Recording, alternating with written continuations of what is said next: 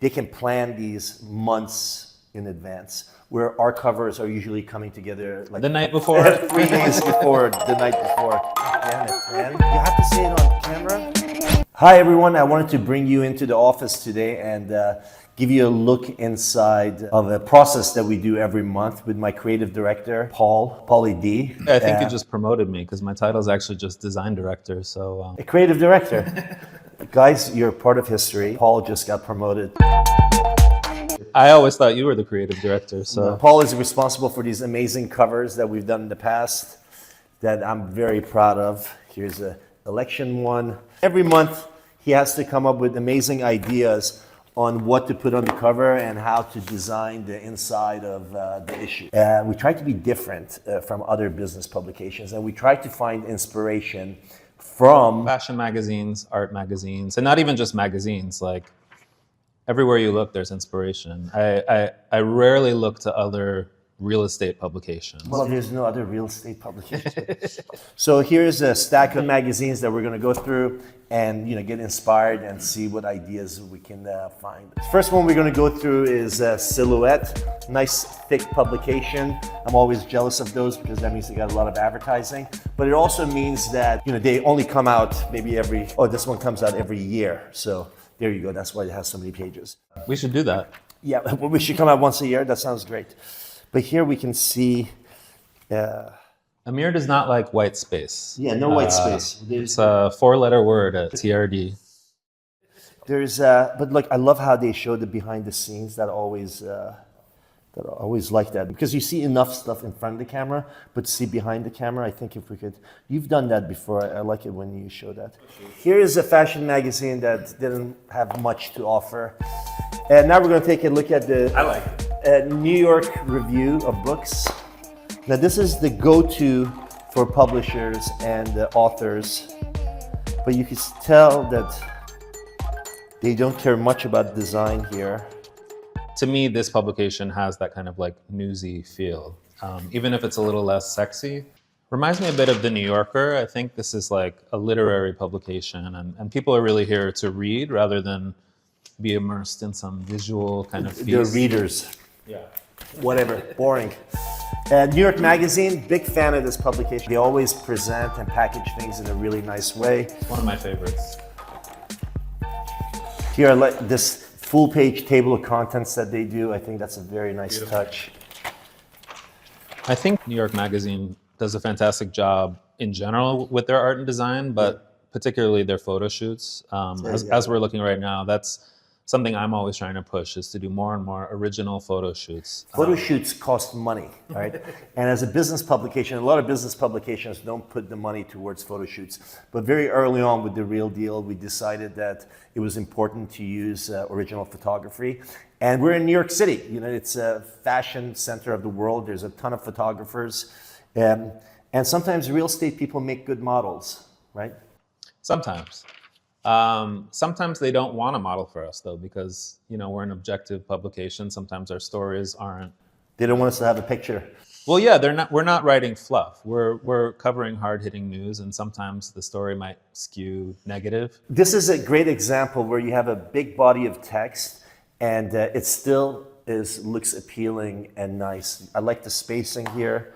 I like this kerning that they use here, the way they do the pull quote, and you got plenty of space up here to give it some breathing room, which is nice. So he does like white space. Some white space, you don't want too much white space. Not a lot of ads, I'm noticing. No, they don't get many ads. I think they get a lot of their business, obviously, from online. I think as a reader, I don't mind not having to flip through like a zillion ads, but obviously, as a publisher, we want ads, got to pay for things. So what do you think about the idea of a yellow spread, yellow background? I actually love this. I think it's obviously harking back to the good old yellow pages we used to get. Yeah. I don't know if the kids these days will get that reference, but it was really helpful back in the day. It does have the yellow pages feel. Yeah. I like it. We should try something with a yellow spread in black ink. And this detail, the level of detail they put into these spreads, I mean, look at this. This is an amazing amount of detail that really breaks up the page conveys a lot of information and content, and yet it's digestible, which is, we try to package things so that they're digestible, that they, people can consume them easily and It looks simple, but something like that is actually quite complicated to pull off. I mean, I think that's always the goal with design, is you want things to look simple. You don't want it to look overworked, but it's actually quite difficult to achieve that. Yeah, well, and it takes a lot of work, right? Yeah. That's why I get a lot of pushback when I ask for details. So here, this is what frustrates me the most. Like, you have different spreads with different feels, which is fine, but just you could tell that the principles that are different on this spread. This is, the idea with publishing is that, people should be able to find the magazine on the floor, and they should know without seeing anything about the real deal that this is a real deal page. And now the problem here with this spread that I see in New York Magazine is that while this looks like a New York Magazine spread, this with the bleeding art and the art going over the borders, it doesn't have New York Magazine feel. So I feel like two different people styled this issue, and that's something we always want to avoid at The Real Deal. Every page should have some principles that we stick to throughout the magazine.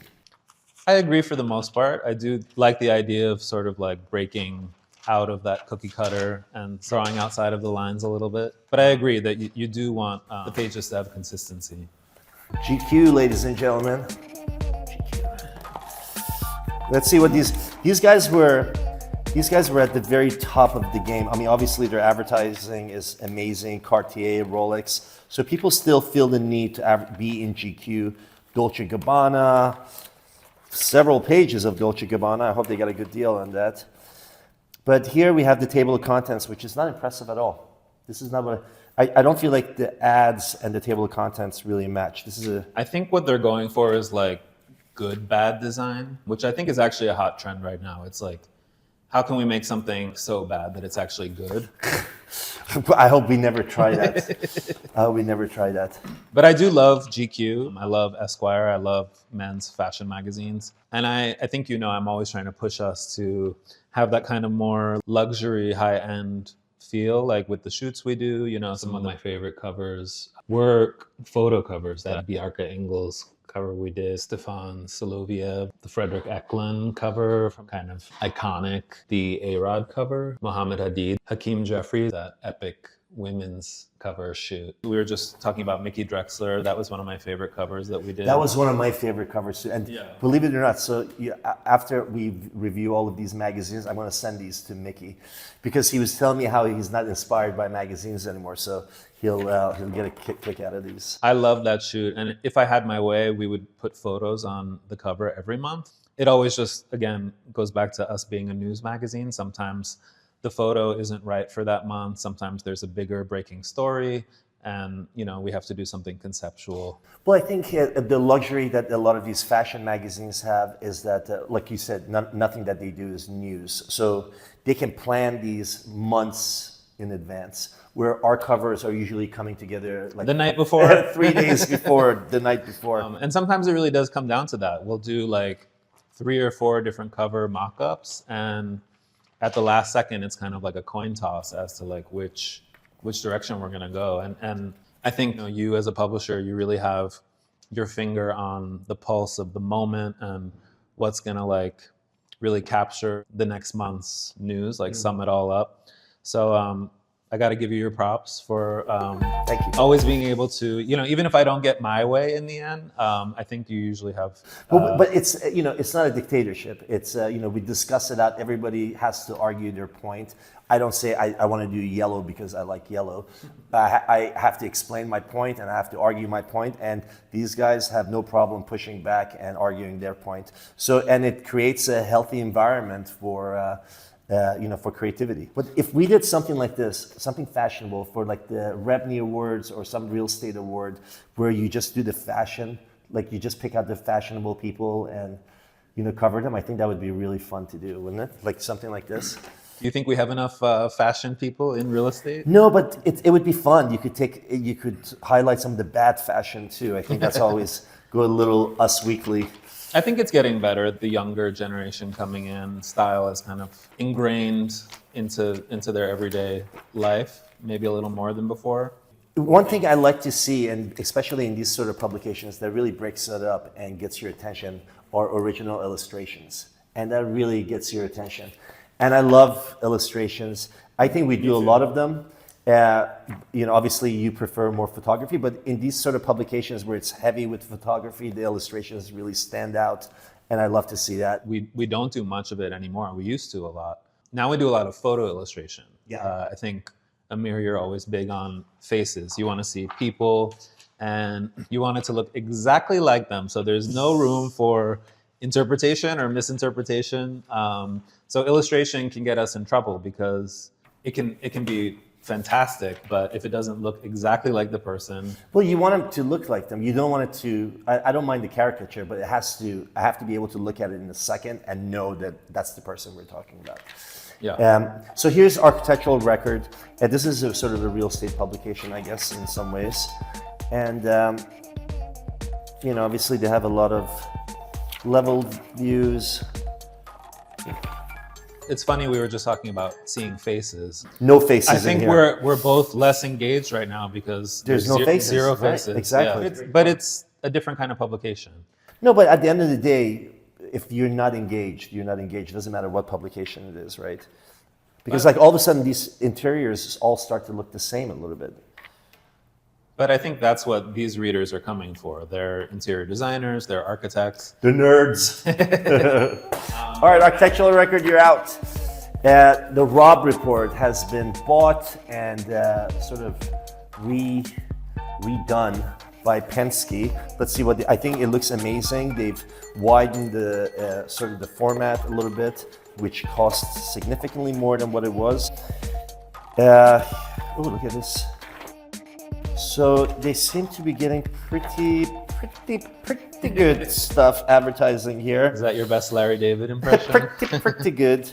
But look, they have, I like the different kind of advertising too. Do you know what I mean? Like if it's all jewelry, if it's all fashion, you sort of get numb to it. But when you see jewelry, fashion, travel, like that's a nice selection. I think we have a good mix of advertisers. Jewelry, appliances, cars. So I think the table of contents tells you a lot about where the publication is and what kind of effort they put into it.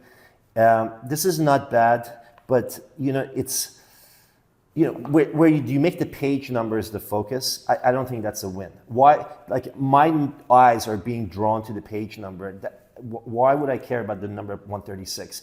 Like my eyes are going to be drawn to either images or to headlines or something that stands out. I think just doing page numbers, highlighting them like that is not a great look. I hear you, but I think it looks cool. I know it looks cool, but it doesn't help people flip through, get to the pages, be interested and engage in the content. Welcome to my life. Now, this guy looks like a goddamn publisher. Good God. I got to compete with this guy? What the hell? I think I took a pretty nice photo of you. Yeah, you did. A year or two ago. Look, Rob Report is about luxury. It's about the latest and the greatest. And I guess they write about Monaco every other week. But again, these places have the luxury of doing a lot of fluffy pieces.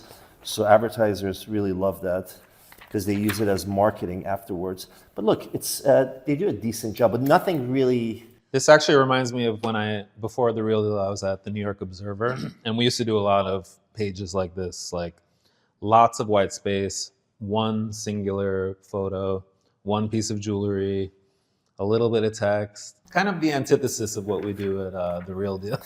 Well, look, different kind of publication. Different audience, different publication, totally.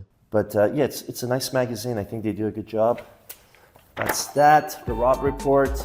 Now we're going to the W, which the W magazine, what does it stand for, W?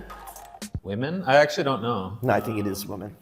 I love W. My dream was always to work at like Vogue or W. I'll settle for The Real Deal. God damn it, man. I've been here almost 8 years. You have to say it on camera? But I absolutely love publications like this, mainly for the photography. I mean, I love when the ads become part of the content. Like the first 20 pages are ads, and amazing photography, amazing layout. Obviously, the ads get a lot more focus on them than the content does because, you know, Chanel is spending a month putting this together. I think back in the day, ironically, you would actually buy these magazines for the ads. Right, yeah. Now it's kind of like something you just scroll past. Times have obviously changed. Heavy on the photography on this one, Jesus. I guess fashion people don't read. Yeah, it's a very visual industry, obviously. And this is what I hate. You can't have multiple images and not number them or caption them. I think it's very lazy. The caption's up here. I know, but then how are you supposed to know what's what? If I want to go to this caption, I got to go in here and find this. It's like we got to make everything easier for the reader. They're so like purists about their photography, they don't want to stick like a caption on top of it. Oh, come on. This is So not, keep it cleaner. it's not even photography. This is like images that they've taken from other places. Oh, this guy, I see him everywhere.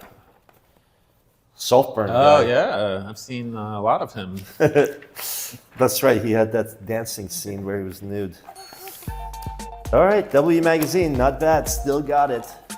Hollywood Reporter.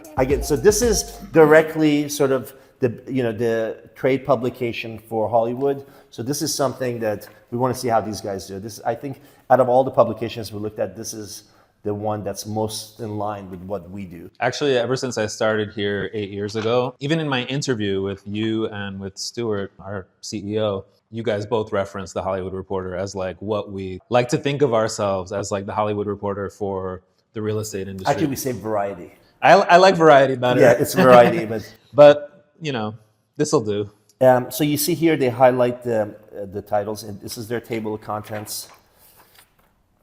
Let's see who owns Hollywood Reporter these days. PMC. Oh, Penske. Penske owns it. Jay Penske owns it.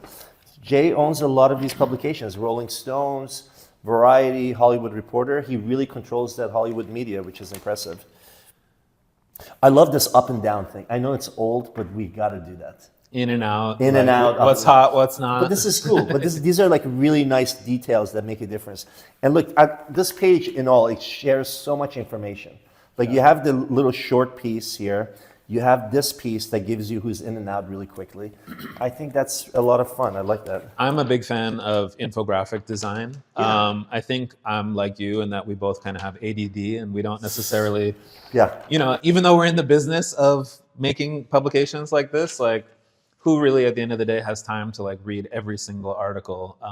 You want things that are going to sum something up really quickly in a visual and keep it moving. You're competing with people's attention span is 1 second on Instagram, or they flip up. So here I like this spread because what they do is they use a completely different color and background against the white page, which is the content.